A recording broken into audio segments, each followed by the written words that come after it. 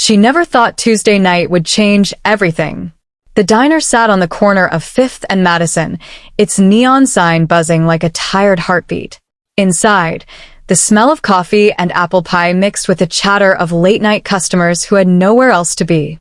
Her name was Lily, 28 years old. Brown hair pulled into a messy bun. Eyes that used to shine bright but now just looked tired. She'd been working at Rosie's Diner for 6 years. 6 long years of sore feet, fake smiles, and pockets full of quarters instead of dollars. But she showed up. Every single night. Because that's what you do when you have a little sister to take care of. Table 7 needs a refill, her manager barked from behind the counter. Lily grabbed the coffee pot, its heat warming her cold hands. November had arrived early this year, bringing fog that clung to the windows like ghostly fingers.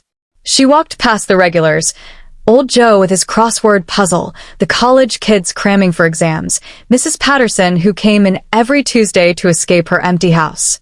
Then she saw him. Table 12. Corner booth. Face half hidden in shadows. He sat perfectly still, like a statue carved from stone. Dark suit. Expensive watch catching the dim light.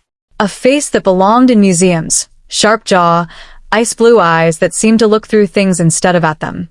He didn't belong here. Not in Rosie's Diner, where the vinyl seats had duct tape patches and the menu hadn't changed since 1987. But Lily had learned not to judge. Everyone has a story. Everyone has a reason for sitting alone at midnight in a place like this. She approached with her practiced smile. Coffee. He looked up, and for just a second, something flickered in those cold eyes. Something almost human. Please. His voice was deep, accented. Russian maybe, or somewhere east of everywhere she'd ever known. She poured the coffee, her hands steady despite the strange electricity in the air. He didn't look at the menu, didn't check his phone, just sat there, watching the door like he was waiting for something. Or someone. Anything to eat, she asked. Not hungry. The pie's good. Made fresh this morning. The corner of his mouth almost smiled. Almost. Just the coffee. Thank you. She nodded and turned to leave, but his voice stopped her. You work here long? It was a simple question, but something about the way he asked it felt different. Like he actually cared about the answer. 6 years, she said. That's a long time. Yeah, well. Bills don't pay themselves. This time, he did smile. Barely. But it changed his whole face. Made him look less like a statue and more like a man. No. They'd been waiting, watching, recording everything. The detective from the hospital, the tired woman with sharp eyes, stepped forward.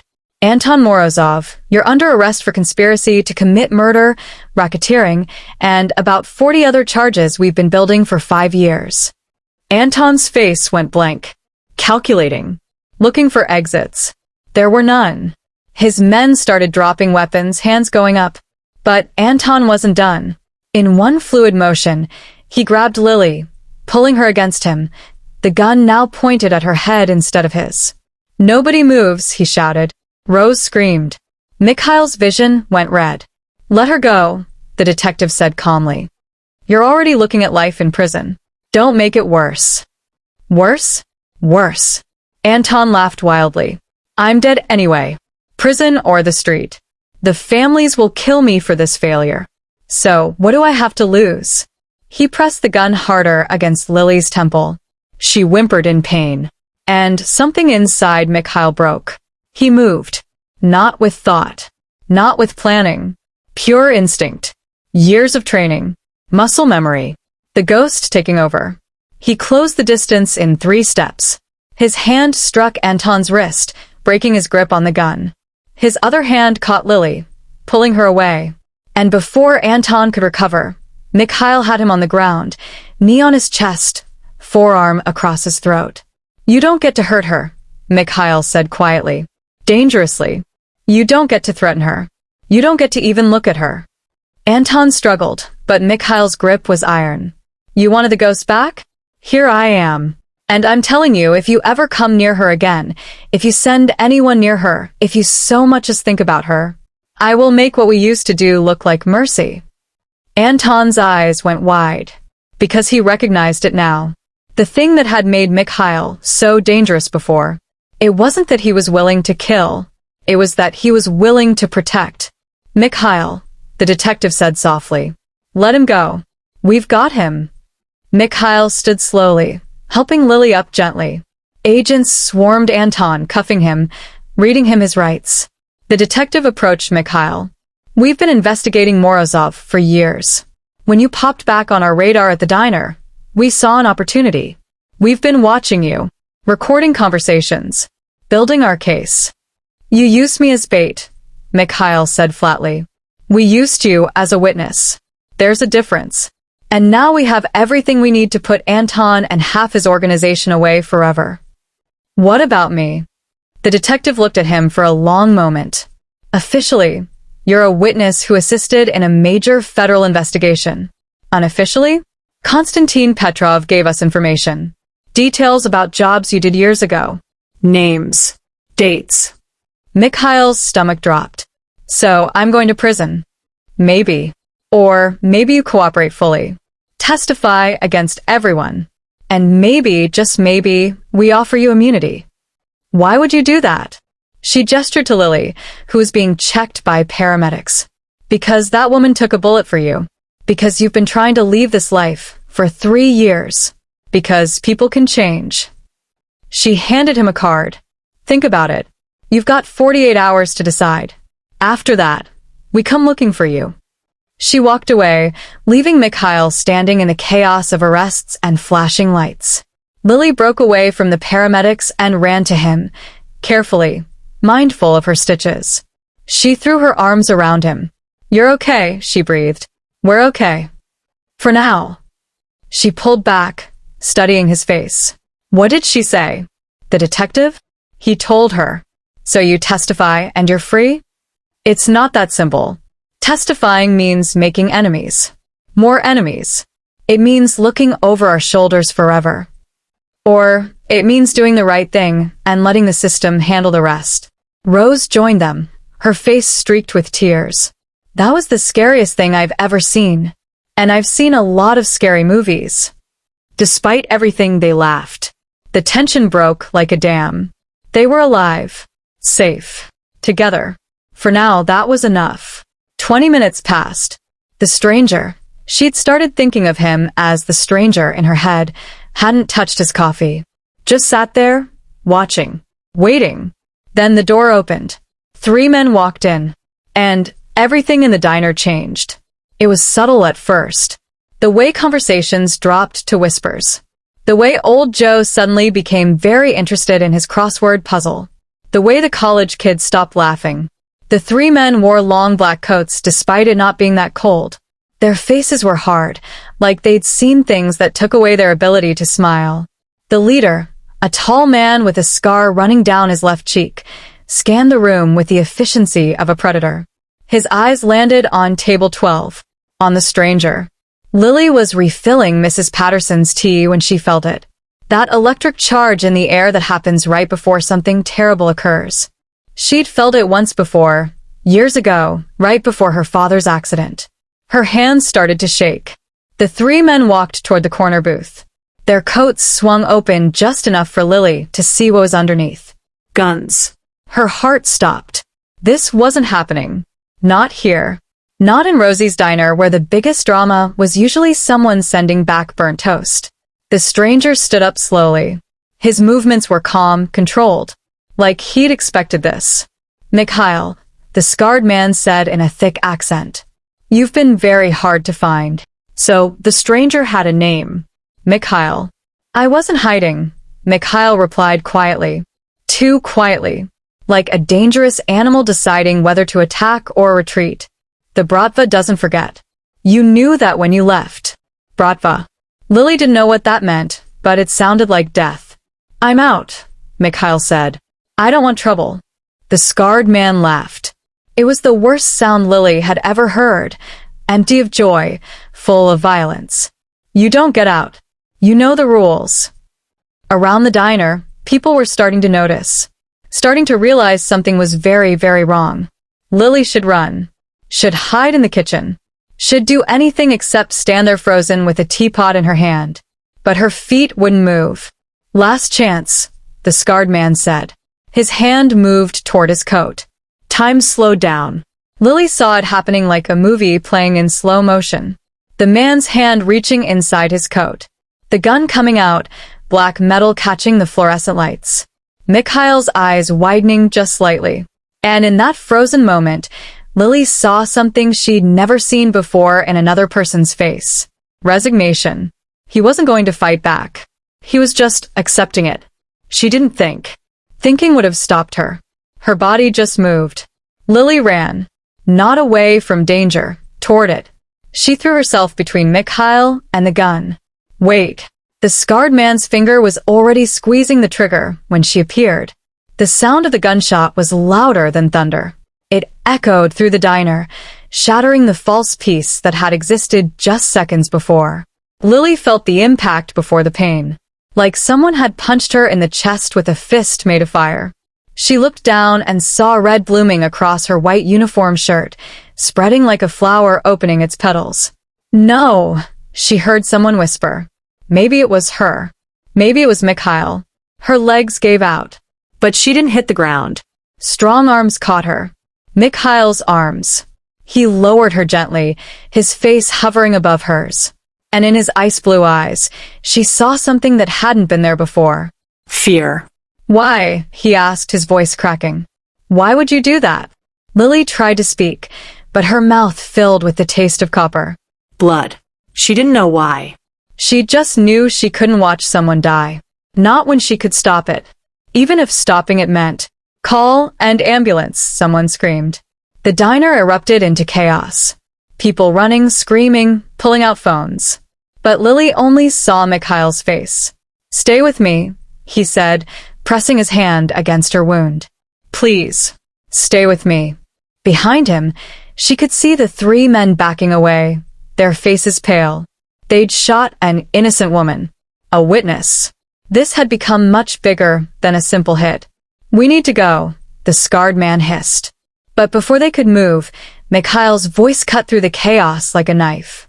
If you leave, he said softly, not looking away from Lily, I will find you. All of you. And what I do will make hell look like mercy. The three men froze, because they recognized something in his voice. Something from the man he used to be. The man they'd heard stories about. They ran.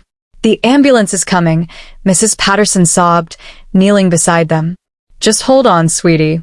Hold on. Lily's vision was getting blurry at the edges, like someone was slowly turning down the lights. My sister, she whispered. Rose. She's 16. Alone. Please.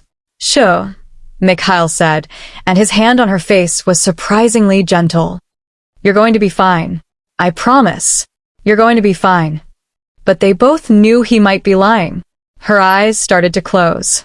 No, Mikhail said sharply. Look at me. Stay awake. What's her name? Lily. Lily. That's beautiful. Mikhail, she breathed. I heard. Listen to me, Lily. You're not going to die. Do you understand? I won't allow it. It was such a strange thing to say, like he could simply order death to back off.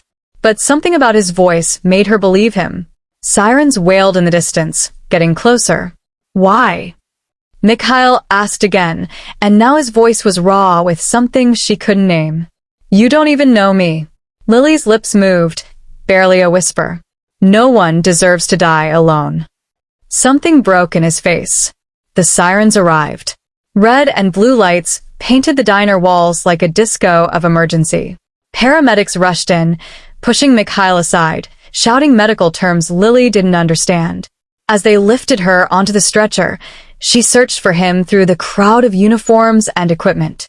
He stood against the wall, watching her. His expensive suit was covered in her blood. His hands shook. Their eyes met one last time before they carried her through the door. And in that look, something passed between them. A promise. A beginning. An end. The ambulance doors slammed shut. Inside Rosie's diner, Mikhail stood perfectly still as police officers swarmed around him, asking questions he barely heard. He looked down at his hands, red with the blood of a woman who'd saved his life. A woman whose name meant flower. And for the first time in 10 years, Mikhail Volkov, former enforcer for the Morozov Bratva, the man they called the Ghost because he made people disappear, felt something he'd thought was dead inside him. He felt. Mikhail sat in the hospital waiting room for 7 hours. The plastic chair was uncomfortable. The fluorescent lights, too bright. The smell of disinfectant too strong. He didn't move. Police had questioned him for 2 hours. They knew something was wrong with his story. 3 men, guns, a random shooting in a diner. But Lily had jumped in front of a bullet for him, and that made her a hero. It made him the victim. If only they knew the truth. The chief detective, a tired woman with gray hair and sharp eyes, had given him her card. If you remember anything else, call me. And Mr. Volkov? Don't leave town. She knew. Maybe not everything, but enough. A young doctor emerged through the double doors at 6:47 a.m. His scrubs had small spots of blood on them.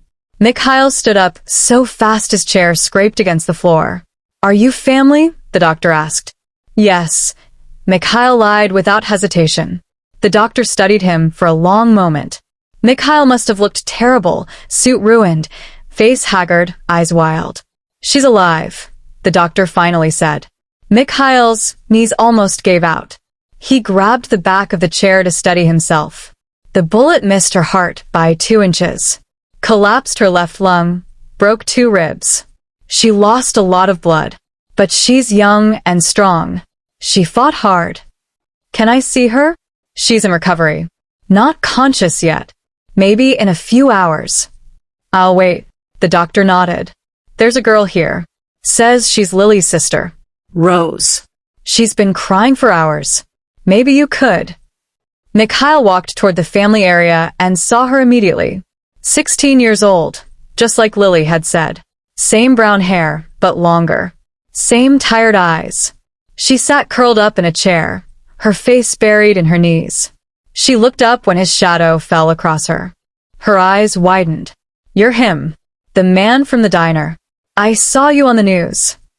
Mikhail sat down slowly, keeping his distance. He knew what he looked like. Dangerous.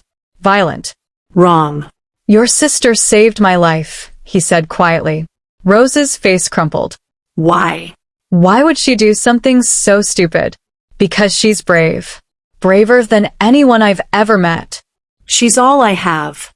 Rose's voice broke. Our parents died when I was 9. Lily raised me.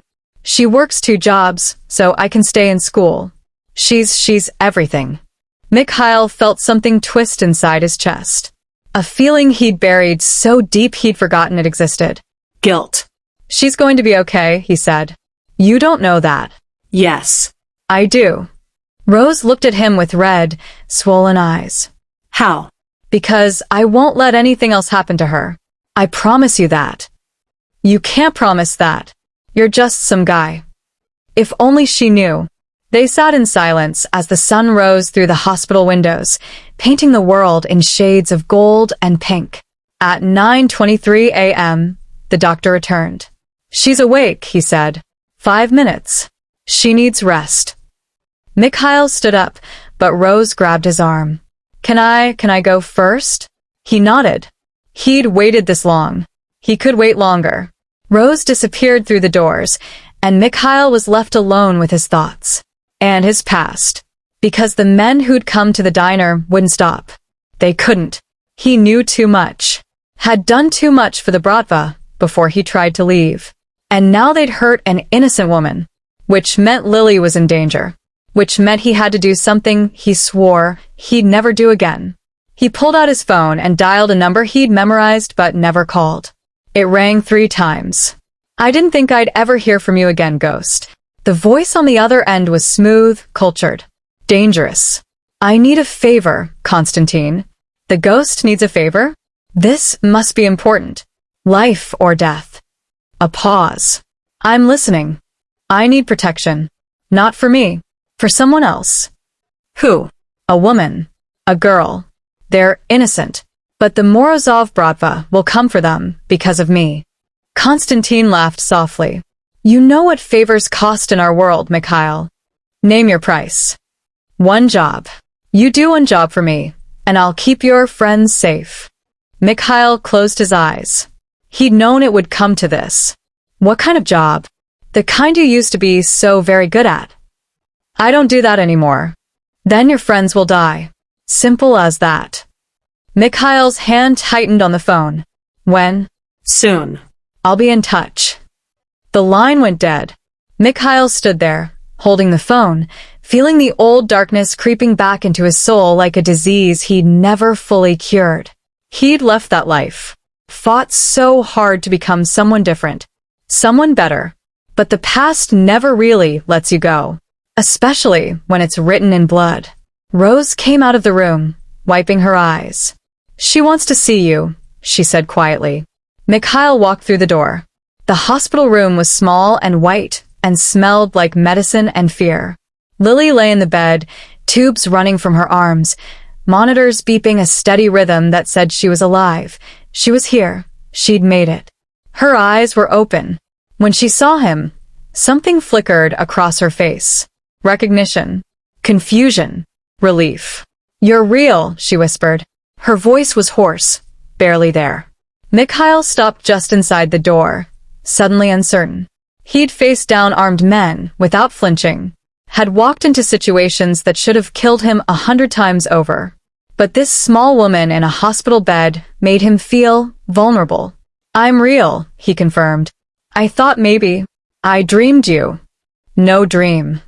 He moved closer, each step careful, like approaching something precious that might break. How are you feeling? She tried to laugh, but it turned into a wince. Like I got shot. I'm sorry. For what? For all of this. You almost died because of me. Lily looked at him for a long moment.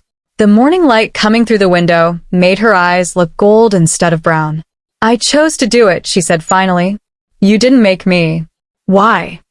It was the same question he'd asked in the diner, but now she was conscious, and he needed to understand. She was quiet for so long he thought maybe she'd fallen asleep. Then, when I was 16, a man tried to rob my parents' store. My father fought back. The man shot him, and I just stood there, frozen. I didn't move, didn't scream, didn't do anything. Her voice cracked. He died in my mother's arms while I stood there like a statue. And every day since then I've thought, if I'd just done something. Anything. Maybe. That wasn't your fault, Mikhail said softly. I know. In my head, I know. But in here, she touched her chest, right above where the bullet had entered. I feel like I've been waiting for a chance to not be frozen again. To do something when it mattered. You could have died. But I didn't. You almost did. Almost only counts in horseshoes. Despite everything, Mikhail smiled. Actually smiled. It felt strange on his face, like a language he'd forgotten how to speak. You're brave, he said. No. I'm a waitress who makes terrible decisions. The bravest person I've ever met. Lily's eyes searched his face. Who are you? Really? Those men, that wasn't a normal robbery. Here it was. The moment of truth. He could lie. Should lie. Keep her safe by keeping her ignorant. But she'd taken a bullet for him. She deserved honesty. My name is Mikhail Volkov, he began slowly. And until 3 years ago, I worked for the Russian Mafia. Organized crime. I did terrible things. Things I can't take back. He waited for her face to change. For fear to replace whatever else was there. But she just kept looking at him with those gold brown eyes. What changed? 3 years ago. I saw who I was becoming. What I'd already become. And I realized that if I didn't leave, I'd lose the last piece of myself that was still human. So you left. I tried to, but they don't let people leave. Not when you know what I know. Have done what I've done. Those men came to kill you. Yes. And now they'll come again. Yes. Lily took a shaky breath. So, what happens now? Now I keep you safe. You can't. Yes. I can. His voice was firm, absolute. Those men came after me. They hurt you. That makes it my responsibility. My debt. I don't want to be your debt. The words hit harder than they should have. Then what do you want to be? He asked quietly. Lily's heart monitor beeped faster. I don't know. I don't even know you. No. You don't. But I'd like to. The words hung in the air between them, dangerous and promising. That's not a good idea, Mikhail said. Why? Because I'm not a good man, Lily. I've done things that would make you run away screaming if you knew. Try me. I've hurt people. Killed people. I've been the monster in someone's nightmare. Past tense. He paused. What? You said I've been. Past tense. Meaning you're not that person anymore. I'm trying not to be. Then that's enough. It's not. You don't understand what kind of danger. I took a bullet. Her voice rose, sharp with frustration and pain. I think I understand danger pretty well now. Mikhail opened his mouth to argue, but she cut him off. Those men will come after my sister, won't they? Because she's connected to me, and I'm connected to you. He wanted to lie. But, yes. Eventually. Then I'd rather face it with someone who knows what he's doing than hide and hope they forget about us. She was right. Horribly, practically right. I've already made arrangements, he admitted. Protection for you and Rose. But it comes with a cost. What cost? I have to do a job. One last job for someone powerful enough to keep you safe from the Bratva. What kind of job? The kind I swore I'd never do again. Understanding dawned in her eyes. You're going back. To that life. Just once. Then you're safe, and I disappear. You and Rose get to live normal lives. That's the deal. What about you? The question was so simple, but no one had asked it in years. What about him? I don't get a normal life, he said. I lost that right a long time ago. Lily was quiet for a moment. Then she held out her hand. Mikhail stared at it. Take my hand, she said softly. He did. Her fingers were small and warm and surprisingly strong. Listen to me very carefully, Mikhail Volkov. You saved my life by catching me when I fell. You stayed at the hospital all night even though you didn't have to. You made sure Rose was okay. And now you're trying to protect us even though it costs you everything. That doesn't make up for her. I'm not finished. You're right. I don't know what you've done. Maybe it's unforgivable. Maybe it's not. But I know what you're doing now. And that matters. People can change. If they want to badly enough. You're naive. No. I'm hopeful. There's a difference. A nurse knocked and entered. I'm sorry, but she needs to rest now. Mikhail nodded and moved toward the door. Mikhail? He turned back. When you finish this job, come back. Tell me about it. About who you are. All of it. The good and the bad. Why would you want that? She smiled. It was weak, but real. Because you're the most interesting thing that's happened to me in 6 years. I got you shot. You also made me feel alive for the first time since my father died. Even if it almost killed me. He didn't know what to say to that. So he just nodded and left. Outside the room, Rose was waiting. I heard some of that, she said. Not apologetic. Defiant. Are we really in danger? Yes. Can you really keep us safe? Yes. She studied him with eyes older than her years. Lily believes you. So, I guess I have to trust her judgment. But if you're lying, if you let anything happen to her, then you have my permission to kill me yourself. Rose blinked, surprised by the bluntness. Okay then, she said. What do we do now? Now you stay here with Lily. I've arranged for hospital security. In 3 days, when she's released, you'll be moved to a safe house. Nice place. Better than wherever you're living now. You'll finish school online for a while. And where will you be? Finishing this. The job. Yes. Is it dangerous? Probably. Will you come back?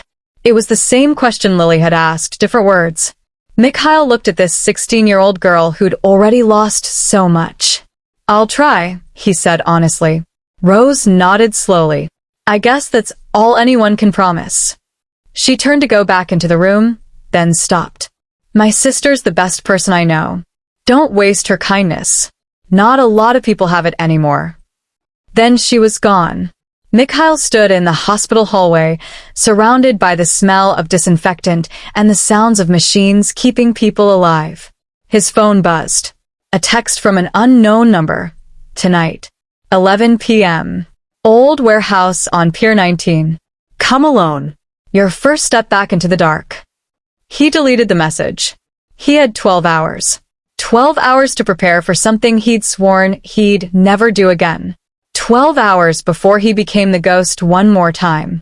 Pier 19 sat at the edge of the city, like a forgotten promise. The warehouse hadn't been used in years. Broken windows. Rusted metal. The smell of salt water and decay. Perfect for the kind of business that happened in shadows. Mikhail arrived at 10:45 p.m. Early. Always early, when walking into potential traps. The fog had rolled in thick tonight, turning the streetlights into ghostly smudges. His footsteps echoed on the wet concrete. He wasn't armed. Konstantin's people would check, and coming armed would show fear. Fear was weakness. The warehouse door was open. Inside, a single light hung from a chain, swaying slightly, casting moving shadows on the walls. 3 men stood in a semicircle. Professional. Armed. Eyes that tracked his every movement. And in the center, sitting in a chair like it was a throne, was Konstantin Petrov. 45 years old. Silver hair despite his age. A face that belonged in boardrooms or art galleries. Expensive suit that probably cost more than most people made in a month. He was smiling. Mikhail. The ghost returns. Konstantin stood, spreading his arms wide. You look terrible, my friend. Hospitals will do that to you. You had me followed. Of course. You're too valuable not to keep track of. Mikhail stopped 10 feet away. Close enough to talk. Far enough to move if needed. You said one job. What is it? Konstantin's smile widened. No pleasantries? No catching up? We used to be friends, remember? We were never friends. We were colleagues. There's a difference. Ah, yes. You always were the philosophical one. The one with the conscience. He said conscience like it was a disease. That's what made you so dangerous, you know. You actually felt bad about the things you did. Made you careful. Thorough. The job, Konstantin. Very well. Straight to business. Konstantin walked to a table where a folder lay. He opened it, pulled out a photograph. Dmitry Volkov. Heard of him?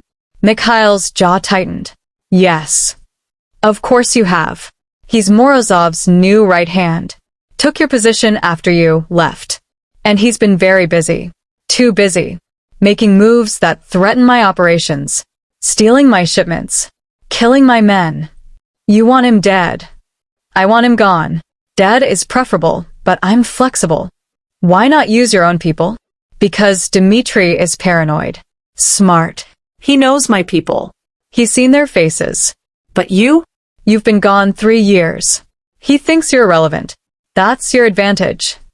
Mikhail looked at the photograph. Dmitry was young, maybe 30. Ambitious eyes. The kind of man who'd sell his own mother for a promotion. When, tomorrow night, he'll be at the Diamond Club. Private party. Lots of people. Lots of witnesses. You want me to kill him in front of witnesses? I want you to make it look like an accident. You're creative. I have faith. And if I do this, you'll protect Lily and Rose? For as long as they live. Full protection. Best safe house in the city. Money for school, for life, for whatever they need. Your waitress and her sister will want for nothing. Swear it.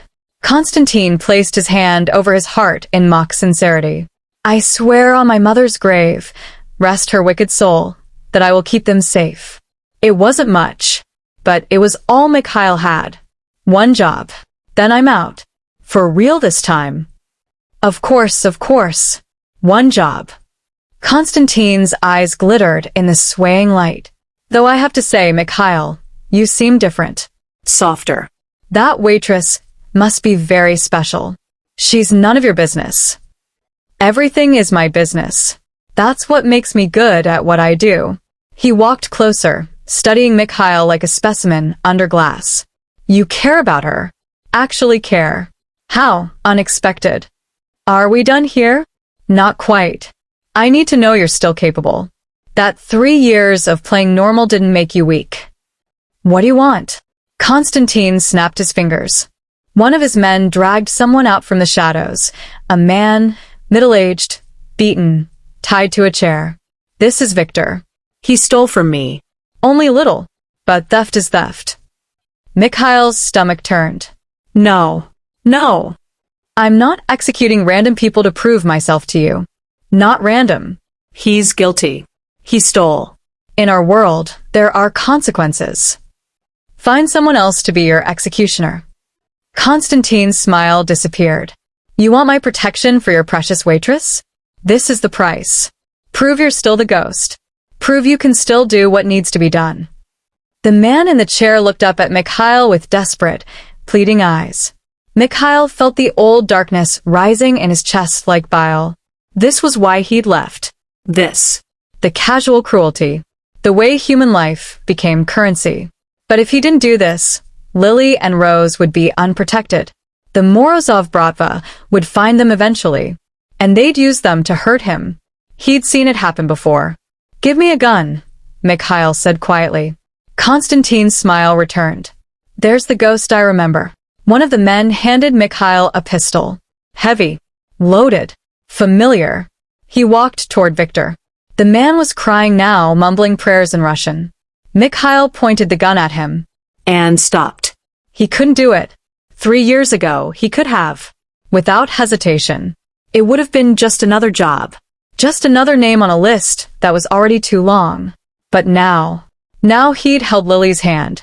Now he'd promised Rose he'd try to come back. Now he'd seen what it looked like when someone believed he could be better. He lowered the gun. No, he said. The warehouse went silent. Konstantin's face darkened. What did you say? I said no. Find another way to test me. But I'm not killing him. Then we have no deal. Your waitress is on her own. Mikhail turned to face Konstantin, the gun still in his hand. Then I guess we're done here. He started to walk toward the door. You know I can't let you leave, Konstantin called after him. Mikhail stopped but didn't turn around. Yes, you can. Because if you kill me, you lose the one person who can get close enough to Dmitri to finish him. And if your men try to stop me, some of them will die. Maybe all of them. Maybe you too. It wasn't a boast. Just a fact. You've gotten bold, Ghost. No. I've gotten tired. Tired of this world. Tired of men like you. Tired of being someone I hate. He walked out of the warehouse. No one stopped him. Outside, the fog had gotten thicker. He could barely see 10 feet ahead. His phone rang. Konstantin, you have spine. I'll give you that. Here's my final offer. Do the job on Dmitri. However you want. I don't care about Victor. He was just a test. Complete the job, and your waitress is protected. Fail or refuse, and you're all on your own. Why the change of heart? Mikhail asked. Because I need someone who still has a conscience to do this job. Someone Dmitri won't see coming. A ghost with a soul is more dangerous than a monster without one. The line went dead. Mikhail stood in the fog, gun still in his hand. He had a choice. Walk away. Disappear. Take Lily and Rose and run. Hope they could stay ahead of both organizations forever. Or become the ghost one more time. Do one last terrible thing so that 2 innocent women could live in peace. He thought of Lily's smile in the hospital room. He thought of Rose's fierce protectiveness. He thought of the life they deserved. The life he'd never have. He made his choice. Mikhail didn't go home that night. He went to a place he'd sworn he'd never visit again. A storage unit on the south side of the city, rented under a name that didn't exist anymore. Unit 247. He opened the door and stepped inside. Everything was exactly as he'd left it 3 years ago. Weapons, documents, money, the tools of a life he'd tried to bury. He stared at it all, feeling like he was looking at pieces of a stranger. But that stranger had kept people alive, had been efficient, effective, untouchable. He needed to be that person again. Just for one night. He selected what he needed. Not a gun, too obvious. Something subtler. By dawn, he had a plan. At 7 a.m., he returned to the hospital. Lily was sitting up in bed, looking stronger. Color had returned to her face. She smiled when she saw him. Then the smile faded. Something happened, she said. How do you know? Your eyes. They're different. Colder. He sat in the chair beside her bed. I met with the man who can protect you. Made the deal. What do you have to do? He told her. Not everything, but enough. Lily was quiet for a long time. You're going to kill someone, she finally said. Maybe. If there's no other way. There's always another way. Not in my world. Then leave your world. I'm trying to. This is the price for leaving. Lily reached out and took his hand. Her grip was weak, but insistent. Promise me something. What? Promise me that after this, you'll really try. To be someone different. To not let this one thing pull you back in. I promise. Say it like you mean it. He looked into her eyes. I promise, Lily. This is the last time. After this, I'm done. Completely done. She studied his face, searching for the lie. She didn't find one. Okay, she said softly. I believe you. You shouldn't. Too late. I already do. Rose came in then, carrying 2 cups of terrible hospital coffee. She stopped when she saw them holding hands. Should I leave? She asked, raising an eyebrow. Lily quickly pulled her hand back, blushing. No, we were just holding hands. I have eyes, sis. Despite everything, Mikhail almost smiled. He stood. I need to go. There are things to prepare, but I'll be back tomorrow, after it's done. Be careful, Lily said.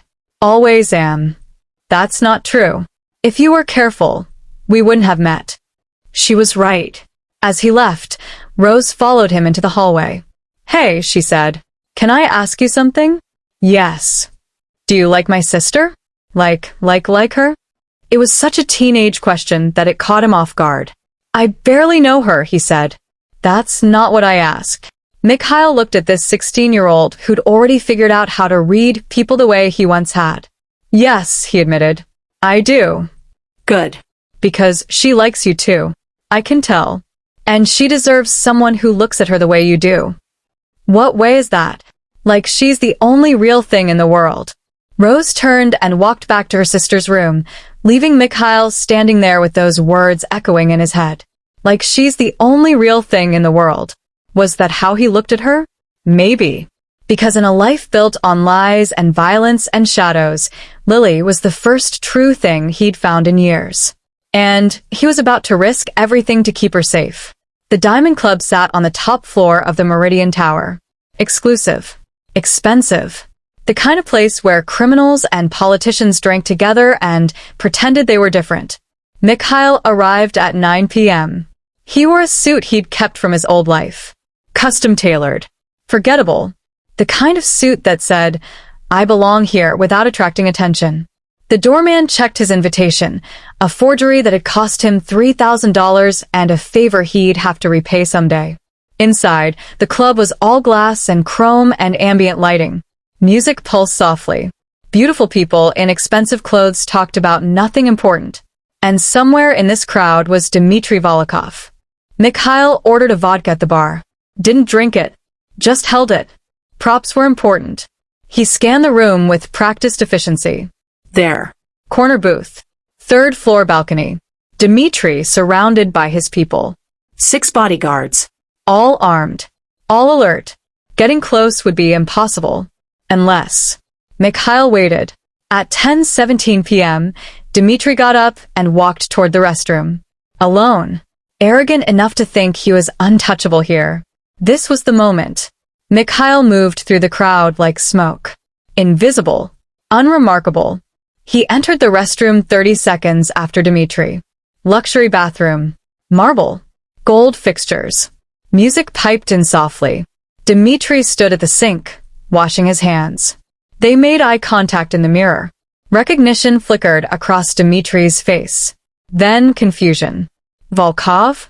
I thought you were dead. Not yet. Dmitry's hand moved toward his jacket, where his gun would be. I wouldn't, Mikhail said quietly.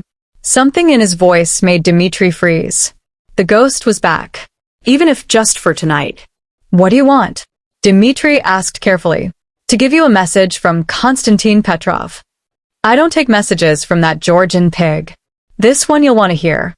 He knows about the money you've been skimming, the shipments you've been selling on the side, the deals you've made behind Morozov's back. Dmitri's face went pale. That's a lie.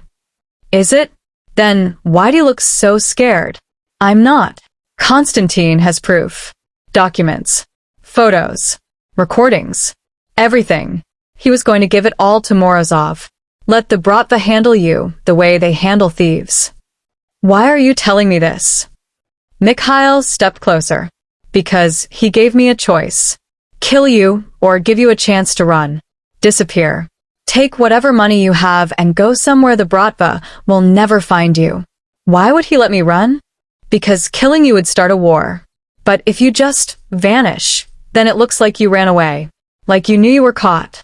Morozov saves face. Konstantin gets his business back. Everyone wins. Except me. You're alive. That's more than most people in our world get. Dmitri's mind was working fast, calculating odds and options. How do I know this isn't a trap? You don't. But in about 3 minutes, your bodyguards will come check on you. And if I'm still here, they'll kill me. So, I don't have time for games. Run or don't. Die or don't. I don't care. I delivered the message. Mikhail turned to leave.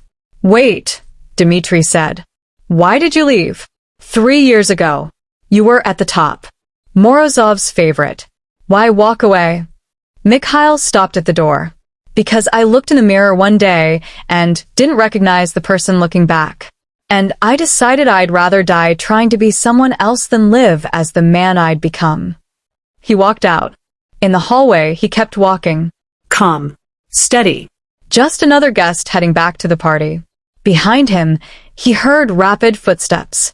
Dmitri running. Not toward his bodyguards. Toward the service exit. Running. Mikhail allowed himself a small smile. The ghost still had it. He left the club at 10:35 p.m. and sent Konstantin a single text. Done. He's running. You'll never see him again. The response came immediately. Confirmed. My people spotted him at the airport. One job. As promised. Your waitress is protected. Forever. It was over. Mikhail stood on the street outside the Meridian Tower, feeling the November wind cut through his expensive suit. He'd done it without killing anyone. He'd found another way. Maybe Lily was right. Maybe there was always another way if you looked hard enough. He pulled out his phone and called the hospital. Lily's room, please. A moment later, her sleepy voice. Hello. It's me. Mikhail. She was suddenly alert. Are you okay? Is it done? It's done. Everyone's safe. Including me. He heard her exhale shakily. I was so worried. I know. I'm sorry. When will I see you? Tomorrow. They're releasing you, right? Yes. Afternoon. I'll be there. I'll take you and Rose to the safe house myself. Okay. A pause. Mikhail. Yes. I'm proud of you. For keeping your promise. His throat tightened. I haven't done anything to be proud of. You came back. You're still here. That's everything. He didn't know what to say to that. Get some sleep. He finally managed. Tomorrow's a new start. For both of us? Yes. For both of us. He hung up and stood there on the empty street, feeling something unfamiliar bloom in his chest. Hope. But hope was dangerous. Because in the shadows across the street, someone was watching. Someone with a phone pressed to their ear. Someone reporting to people who didn't forgive. And in a dark office across town, Anton Morozov, head of the Bratva, the man Mikhail had once served, listened to the report with cold fury. So, the ghost thinks he can interfere with my business and protect some random woman? Interesting. Very interesting. He hung up and smiled. A smile that promised pain. The safe house was in the suburbs. A normal-looking house on a normal-looking street. 3 bedrooms. Small yard. The kind of place where nothing bad ever seemed to happen. Which made it perfect. Mikhail pulled up at 3 p.m. with Lily in the passenger seat and Rose in the back. Lily had been quiet during the drive, staring out the window, processing everything that had changed in just a few days. Rose had asked 1,000 questions. About the house. About school. About how long they'd need to stay there. Mikhail had answered patiently, but his attention kept drifting to Lily. She looked fragile still. Pale. Moving carefully because of the stitches. But alive. So beautifully, impossibly alive. "This is it," he said, parking in the driveway. Rose jumped out immediately, excited despite everything. Teenagers were resilient that way. Lily moved slower. Mikhail came around to help her, offering his arm. She took it without hesitation. Inside, the house was fully furnished. Kitchen stocked. Everything they'd need. "Constantine's people set this up," Mikhail explained. "There's a panic button in every room. Security system. Cameras. And someone will check in every day." "When do you leave?" Lily asked quietly. The question hit harder than it should have. I don't know. I should probably. Stay for dinner," Rose called from the kitchen. "I'm making pasta. Lily's recipe. It's really good." Mikhail looked at Lily. She smiled. "Please? It's the least we can do. You've done so much." He should leave. Create distance. Let them start their new life without him in it. But he heard himself say, "Okay, dinner." They ate at the small dining table as the sun set outside. Rose talked nonstop, filling the silence with stories about school and friends and plans for the future. Lily mostly listened, occasionally adding a comment, her eyes tired but content. Mikhail said very little. He wasn't used to this domesticity. Normal conversation. The simple act of sharing a meal. It felt strange. It felt wonderful. After dinner, Rose declared she was exhausted and went upstairs to her room. Mikhail knew it was an excuse. A way to leave him alone with Lily. They sat in the living room, the only light coming from a small lamp in the corner. "She likes you," Lily said. "Rose? Yeah.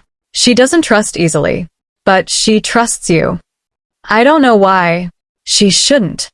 "Maybe because you keep proving you're trustworthy." Mikhail shook his head. "I'm not a good person, Lily. You need to understand that." "You keep saying that. But everything you've done since I met you says otherwise." "I've killed people. In the past. Does that make it okay?" No. "But it means you can choose to be different now." He looked at her, really looked at her.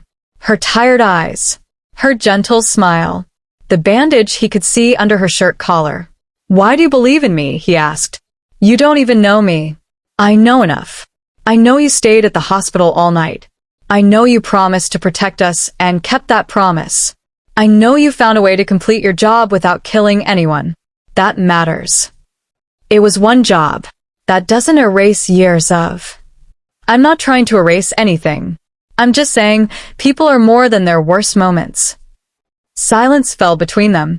Then Lily winced, her hand going to her side. "Are you okay?" Mikhail was beside her immediately. "Yeah, just the pain meds are wearing off. I need to take more." "Where are they?" "Kitchen. Top shelf." He brought her the medication and a glass of water. Watched her take the pills with shaking hands. "You should rest," he said gently. "I've been resting for days. I'm sick of resting. You were shot. Trust me, I remember." She looked up at him, and something in her expression shifted. "Can I ask you something personal?" "Yes." "Why did you leave the Bratva? Really? You said you didn't recognize yourself anymore, but what made you realize that?" Mikhail sat back down, his hands clasped between his knees. "There was a job," he said slowly. 3 years ago. A man had stolen money from the organization. Not much, but enough that someone had to be made an example. He paused, the memory sharp as broken glass. He had a daughter, maybe 10 years old. She answered the door when I came. She had pigtails and a smile that it reminded me of my sister, before she died. Lily's hand found his. "The man begged me to do it outside." away from his daughter. So I did. I took him to an alley, and He couldn't finish.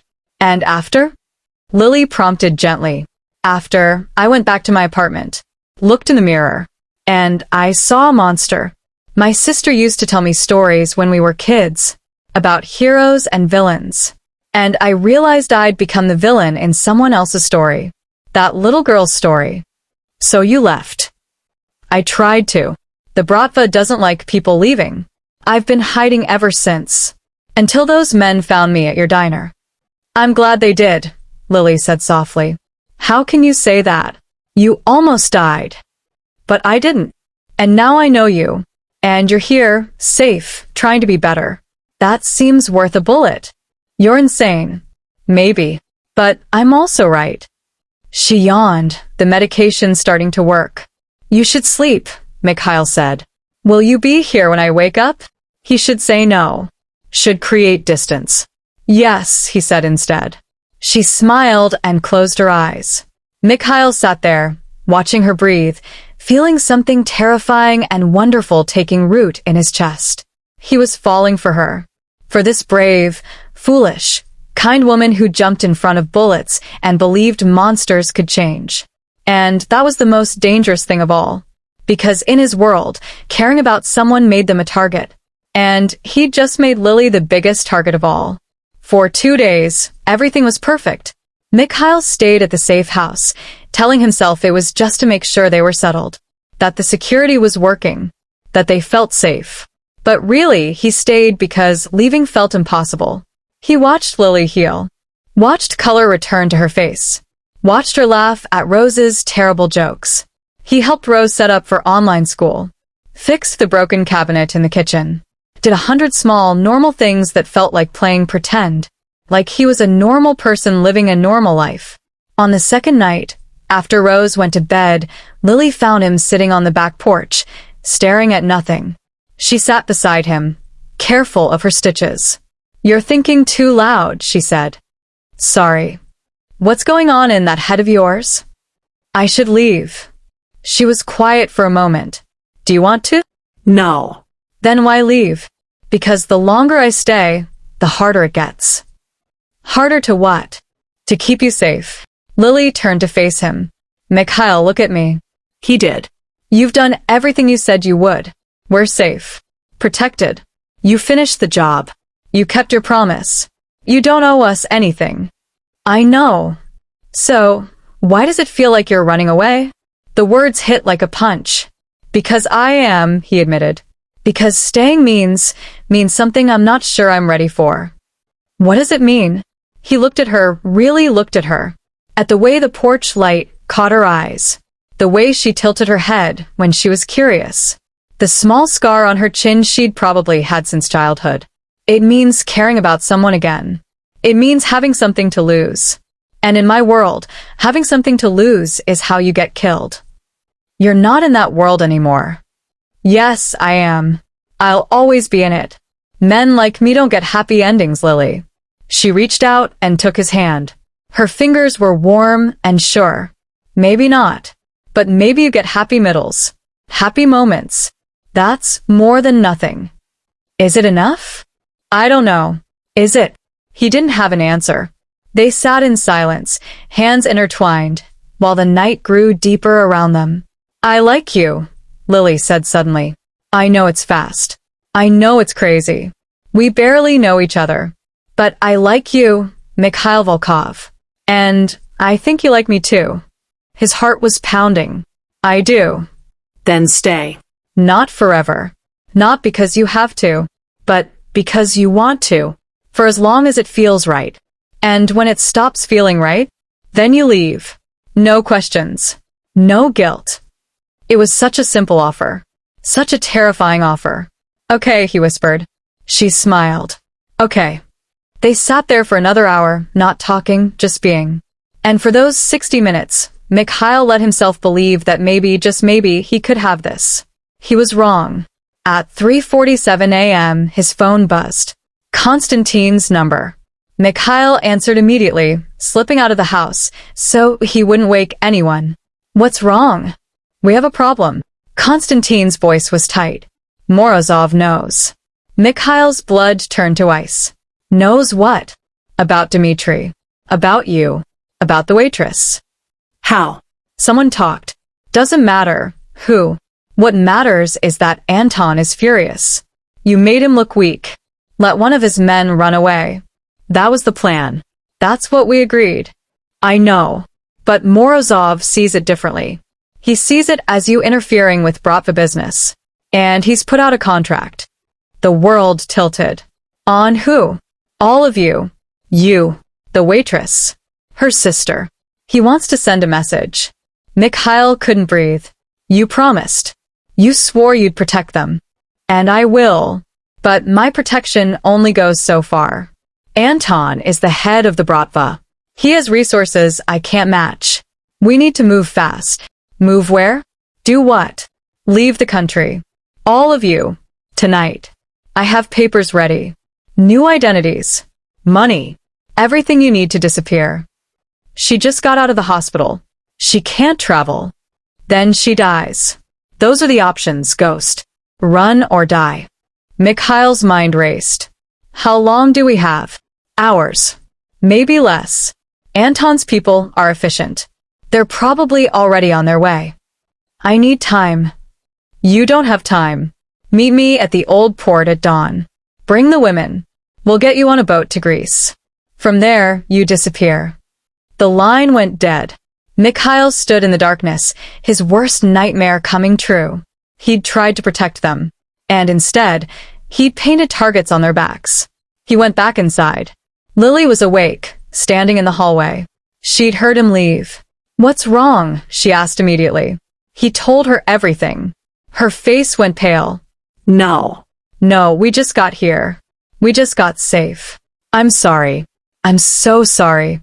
This isn't your fault. Yes, it is. All of this is my fault. I should never have let you jump in front of that bullet. Should never have involved you in my world. Should have walked away the moment I realized. Realized what? That I was falling for you. The words hung in the air between them. Lily's eyes filled with tears. You can't say that now. Not when we have to run. I know. I'm sorry. But it's true. She crossed the distance between them and kissed him. It was soft and desperate and tasted like salt from her tears. When she pulled back, she whispered, "Then we run.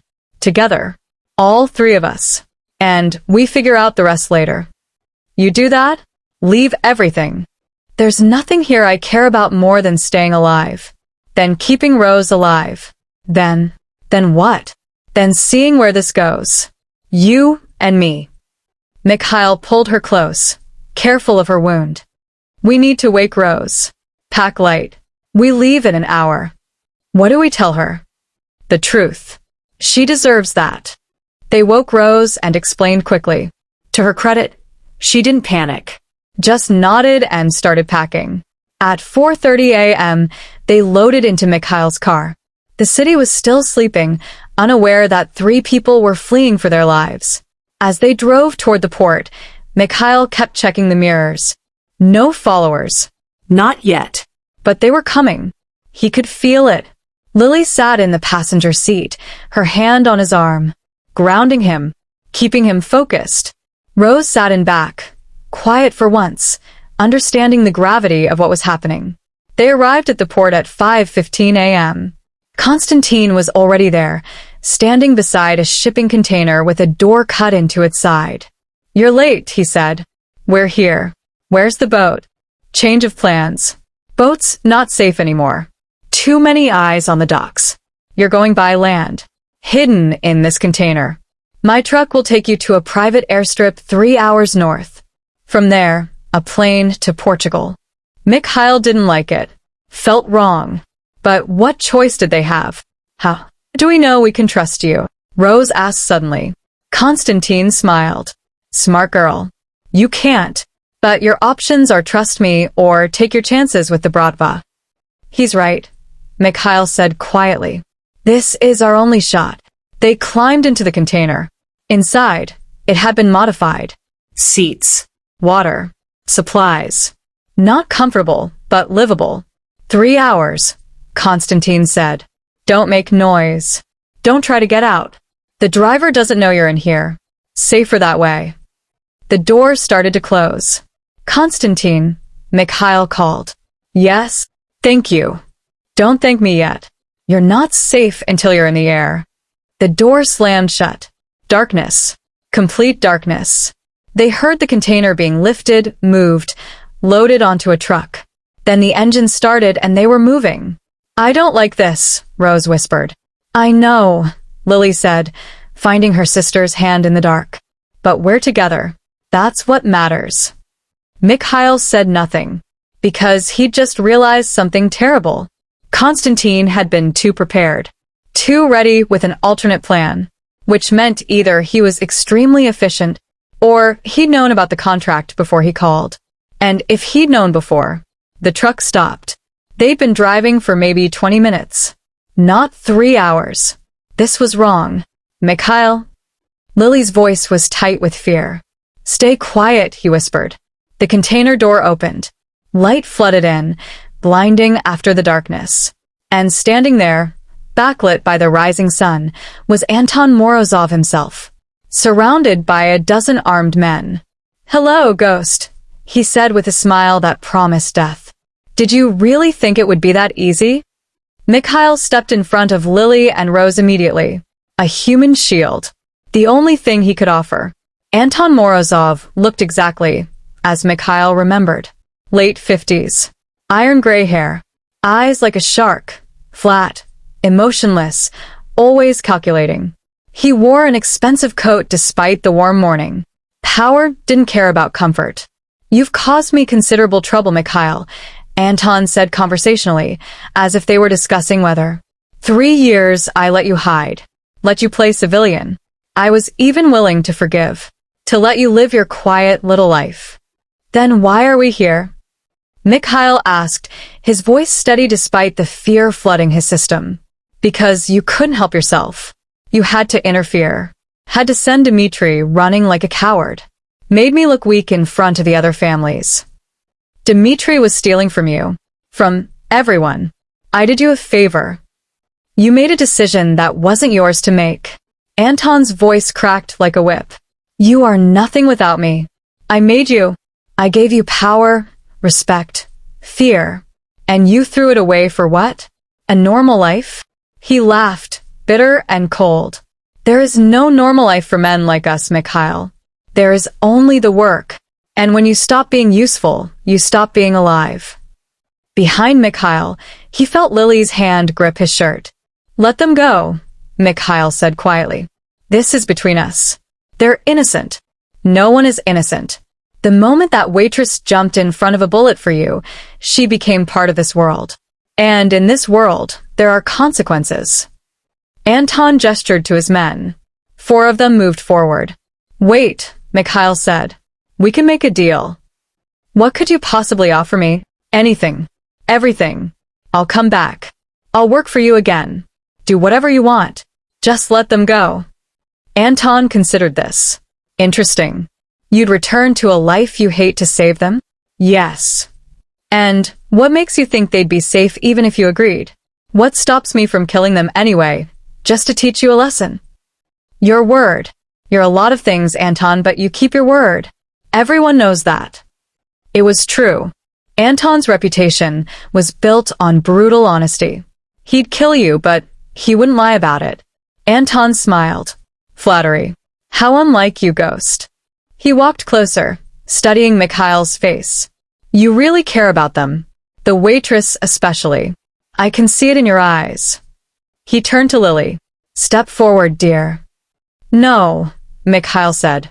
It wasn't a request. Lily squeezed Mikhail's shoulder once, then stepped around him.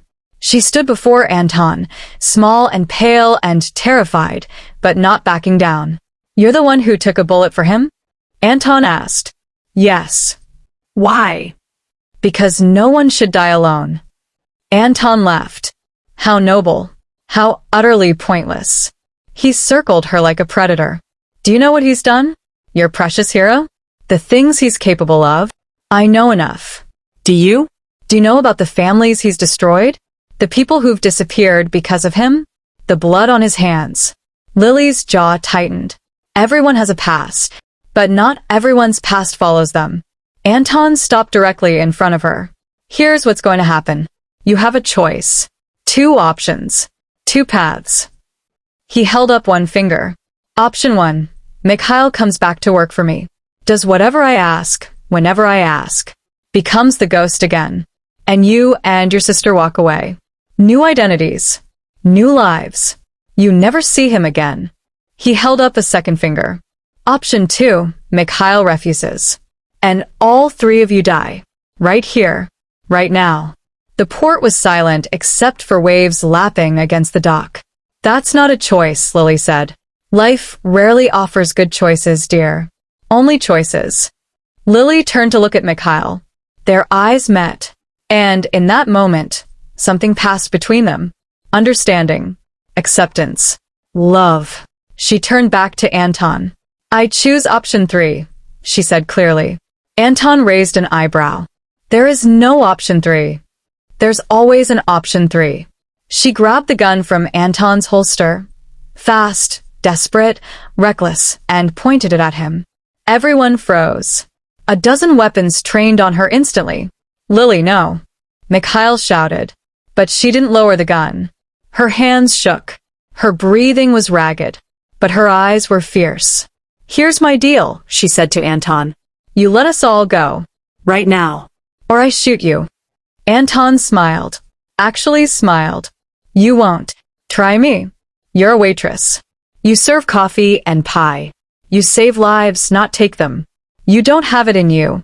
You're right, Lily said. Her finger moved to the trigger. I probably don't. But I'm also shot, in pain, scared out of my mind, and really tired of men with guns thinking they own the world. She cocked the gun. The sound was deafening in the silence. One more step and I do it, she screamed as Anton's men moved closer. Everyone stopped. Anton was still smiling, but something had shifted in his eyes. Respect.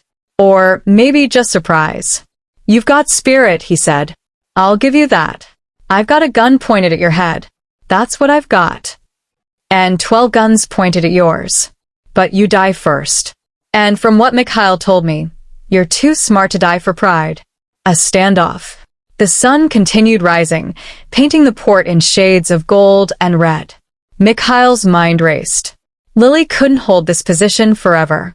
Her hands were already shaking worse. The pain from her wound was showing on her face. They needed a miracle. They got something else. A voice from behind Anton's men. Federal agents. Drop your weapons. Everyone turned. 20 agents in tactical gear poured out of containers, vehicles, buildings. Mikhail spent 47 hours thinking. They'd moved to a new safe house, a real one this time, under federal protection. Lily was healing. Rose was trying to catch up on schoolwork. Everything was suspended in this strange moment of waiting. On the 47th hour, Mikhail made his decision. He called the detective.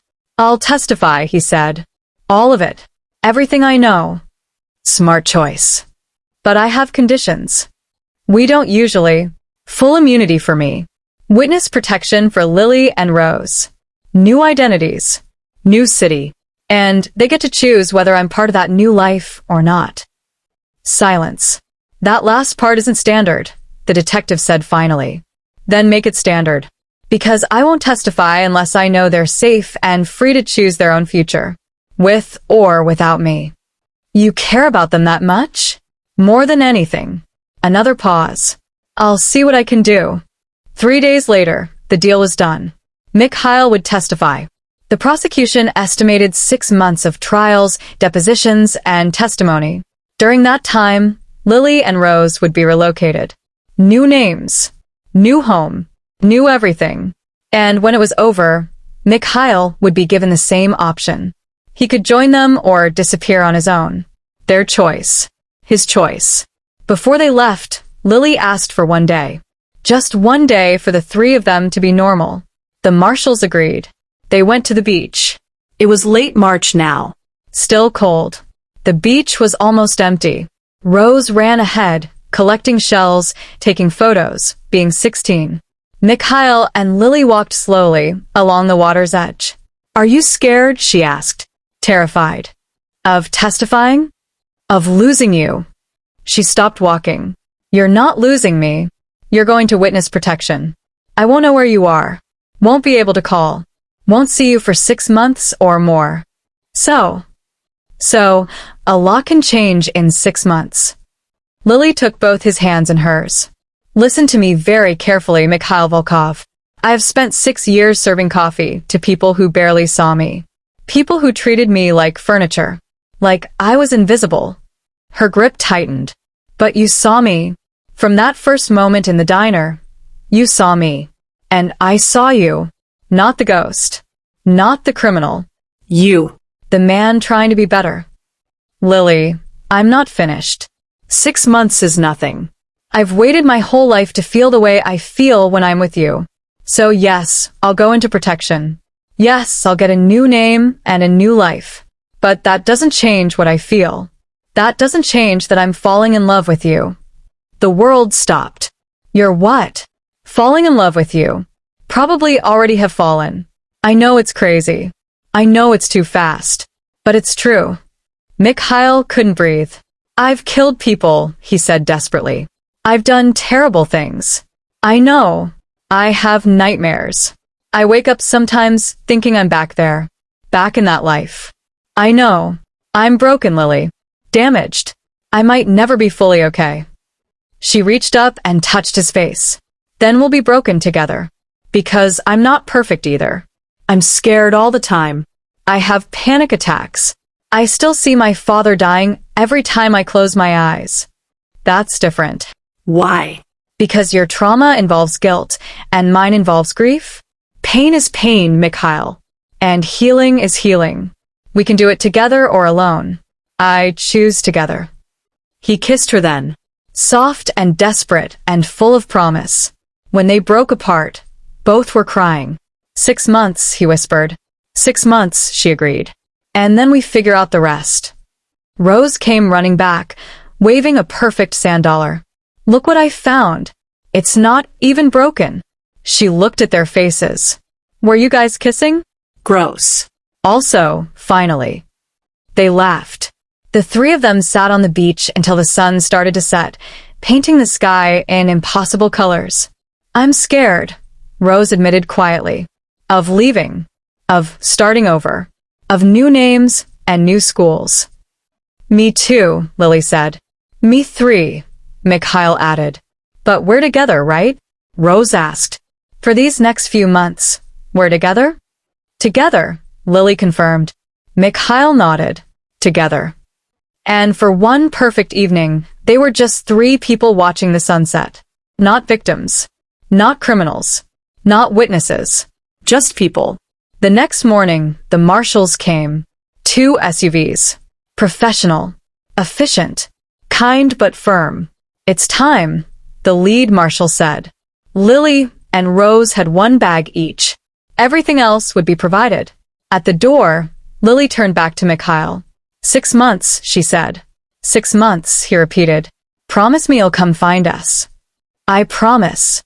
Promise me you'll be safe. I'll try. Promise me you won't forget. Never. She kissed him 1 more time. Then she was gone. The SUVs pulled away. Mikhail stood in the empty safe house, feeling more alone than he'd felt in 3 years. But also feeling something else. Hope. Because for the first time in his life, he had something worth surviving for. Someone worth becoming better for. He picked up his phone and called the prosecutor. When do we start? He asked. Tomorrow. 9 a.m. Federal Courthouse. I'll be there. Mikhail? This testimony, it's going to be hard. Reliving everything. Having your past examined in public. I know. Why are you doing this? He thought of Lily's smile. Rose's fierce protectiveness. The way it felt to be seen. Because they deserve better than a life spent running. And maybe I do too. The trial was a nightmare. Every terrible thing Mikhail had ever done, laid out in excruciating detail. Every life he'd taken. Every law he'd broken. Every moment he wished he could take back. The defense attorneys tried to destroy him. called him a liar. A monster. Irredeemable. Sometimes sitting in that witness box, he believed them. But every night, he'd go back to his protected hotel room and find a letter. Not from Lily, contact was forbidden. From Rose. Somehow, the teenager had found a way to get messages to him through the marshals. Nothing that would compromise her location. Just words. You're doing great. Lily watches the news every night. She's proud of you. Remember, past tense. You were, not you are. Only 3 more months. We're waiting. Those letters kept him going. By month 4, 18 Bratva members had been convicted. By month 5, the entire Morozov organization had collapsed. By month 6, it was over. Mikhail stepped out of the courthouse for the last time on September 19th. The lead marshal met him on the steps. You're free, she said. Immunity granted. Witness protection offered. Where are they? Mikhail asked immediately. She smiled. I can't tell you that. His heart sank. But she handed him an envelope. She can. Inside was a single piece of paper. An address. A town name he'd never heard of. A small map. And Lily's handwriting. Come home. Mikhail drove for 12 hours. The town was small. Rural. The kind of place where everyone knew everyone. The address led to a house at the end of a quiet street. Blue shutters. Small garden. Wind chimes on the porch. He sat in his car for 10 minutes, suddenly terrified. What if 6 months had changed everything? What if she'd moved on? What if she'd realized she didn't want a life with someone like him? The front door opened. Rose stepped out, spotted his car, and grinned. She ran down the path and yanked open his door. About time. Do you know how many times Lily has walked past the window today? Like 1,000. It's pathetic. Mikhail climbed out slowly. Is she? Go see for yourself. She's in the back garden. Fair warning, she's stress-planted, like 100 flowers. It's very dramatic. He walked around the house. The back garden was indeed full of flowers. Lilies, especially. Dozens of them. And standing among them, her back to him, was Lily. Her hair was longer. She was wearing jeans and a sweater. She looked peaceful. Lily, he said softly. She turned. For a moment, they just stared at each other. Then she was running and he was running, and they met in the middle of the garden. He caught her, lifting her off the ground, burying his face in her hair. You came, she sobbed. You actually came. I promised. Promises get broken. Not mine. Not to you. He set her down gently, and they just held each other as the afternoon sun painted everything gold. I watched every day of the trial, she said. Every single day. What you did, what you testified to. Mikhail, you saved so many people. You stopped them. I just told the truth. You did more than that. You chose. You chose us over silence. Chose right over easy. It wasn't hard. Not when I knew what I was choosing. She pulled back to look at him. Really look at him. You look different. Lighter, somehow. I feel different. Like I finally put down something I'd been carrying for years. What was it? Shame. Guilt. The belief that I didn't deserve anything good. And now, I think maybe I do. If you'll have me. Lily laughed through her tears. Have you? Mikhail, I've been waiting 6 months. I planted a garden. I learned to cook more than diner food.